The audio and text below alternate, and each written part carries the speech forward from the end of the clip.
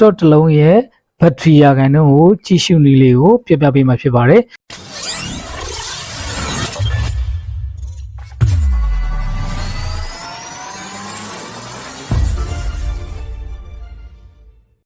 မင်္ဂလာပါဒီနေ့မှာတော့ laptop တစ်လုံးရဲ့ battery ရာခိုင်နှုန်းကိုကြည့်ရှုနည်းလေးကိုပြပြပေးမှာဖြစ်ပါတယ်အဲ့တော့ကြည့်ပုံကြည့်နေရတော့နည်းလမ်းတွေအများကြီးရှိတယ်အဲ့တော့ကျွန်တော်တို့ပထမဆုံးဒီ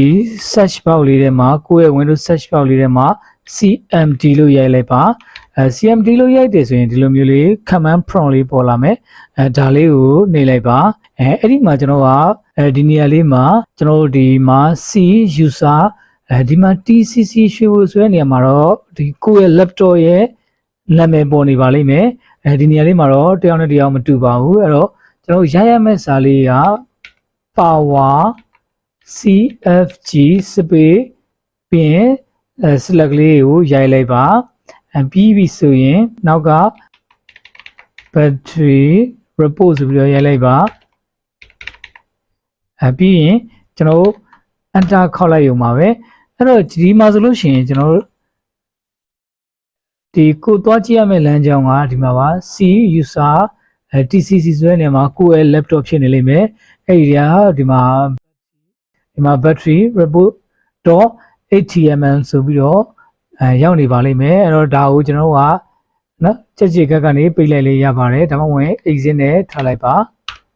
နောက်ပြီးဒါဆိုလို့ရှိရင်ကျွန်တော် TPC ကိုဝင်လိုက်မယ်ပြီးရင် C ထဲကိုသွားလိုက်မယ်ပြီးရင် user ထဲကိုသွားလိုက်မယ်ဒီမှာ TCC ရွှေဖို့ဆိုပြီးတော့ဒီမှာ battery report ဆိုပြီးတော့ရှိပါတယ်ဒီမှာဆိုလို့ရှိရင်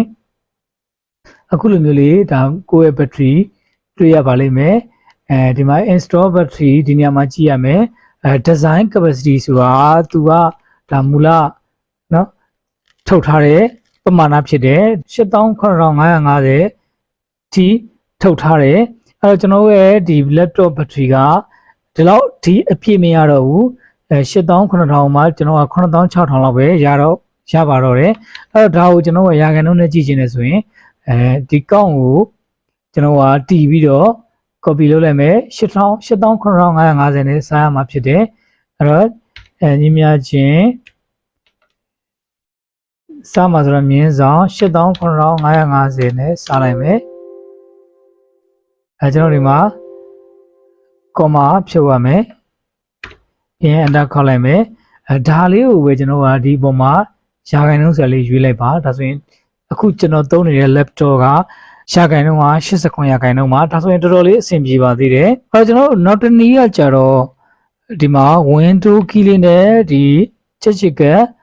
X လေးကိုနှိပ်လိုက်ပါဒီထဲကနေမှာကျွန်တော် power share ကိုသွားရမယ် power share ကနှစ်ခုရှိပါတယ်ဒီ admin ရဲ့ရိုးရိုးရပါကျွန်တော် I ကိုနှိပ်မယ်ဆိုရင်ရိုးရိုးကိုသွားမယ် A ကိုနှိပ်မယ်ဆိုရင် admin နေနဲ့သွားမယ်အဲ့တော့ကျွန်တော်ကရိုးရိုးလေးပဲသွားလို့ရပါတယ်ဒီကောင်ကအရေးမကြီးဘူးเนาะ I ကိုနှိပ်လိုက်ပါဒီ window power share ကိုရောက်သွားမယ်အဲ့တော့ဒီကနေပြီးတော့လေကျွန်တော်ကဆွဆွစာလေးရိုက်ထည့်လိုက်လို့ရပါတယ်ဒီမှာဆိုလို့ရှိရင်လေဆွဆွလိုပဲ power CFG space let pin BA battery proposal ရပြီအနောက်ခေါက်လိုက်ရုံပါပဲဒါဆိုရင်ဆွဆွလမ်းကြောင်းလေးတိုင်းပဲဒီကောင်ကိုမပိတ်ဖဲနဲ့ဒီလမ်းကြောင်းလေးတိုင်းသွားပြီးတော့ရှာလို့လည်းရပါသေးတယ်အဲ့တော့ကျွန်တော်ဒီမှာဒီ C user ဒီလမ်းကြောင်းလေးတိုင်းကျွန်တော်ကြည့်လိုက်ရုံပါပဲအဲ့တော့ဒီမှာ TPC ကိုဖွင့်လိုက်မယ်TPC ကနေပြီးတော့ကျွန်တော်တို့ဒီမှာဘာပြောလဲဆိုတော့ C လို့ပြောတယ် C ကန်းကိုသွားမယ် C ကန်းနေမှာဒီထဲကနေကျွန်တော်က user ကိုသွားရမယ်user ကိုသွားမယ် user ထဲကနေမှာ TCC ရွှေဖို့ကိုသွားမယ်ဒီမှာဆိုရင် battery report ဆိုပြီးတော့ကျွန်တော်နှစ်ချက်နှိပ်ဖွင့်လိုက်ရုံပါပဲဒီလိုမျိုးလေးတွေ့ရပါလိမ့်မယ်เนาะအဲ့တော့အဆင်ပြေလို့ကြည်နိုင်ပါတယ်ဒါကကိုသုံးမဲ့ laptop ရဲ့ကိုဝယ်မဲ့ laptop ရဲ့ဒီ battery ရာခိုင်နှုန်းကိုကြည့်ပြီးတော့ကိုကချင့်လို့ရပါတယ်ကျေးဇူးတင်ပါတယ်